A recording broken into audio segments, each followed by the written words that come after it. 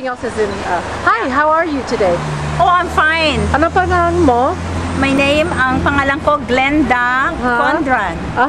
Glenda, can you tell us real briefly why you're here? In Tagalog?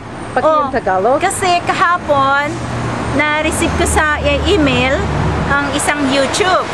And I usually don't pay attention, but for some reason, binuksan ko.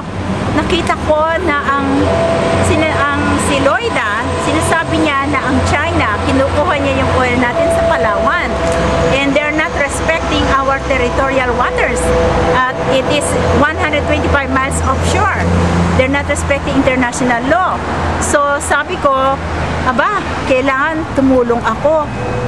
Kahit na sinabihan ko mga kaibigan ko na magpunta rito. Kaya ito, nandito ako. At natutuwa naman ako at nakita ko mga kababayan natin na nagkakaisa para ipagtanggol ang ating bayan dahil parang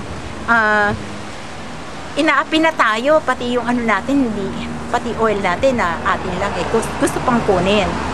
Kaya sana naman malaman ito ng iba nating kababayan na magkaroon pa ng isa pang ganito na mas malakas para malaman ng China ang message na hindi tayo basta-basta titigil hanggat hindi natin na ipagtatanggol ang oil natin. That's right. Sana naman ang Amerika tumulong kasi sila ang gumawa ng batas na ito para sa mga bayan na neighboring countries to have peace.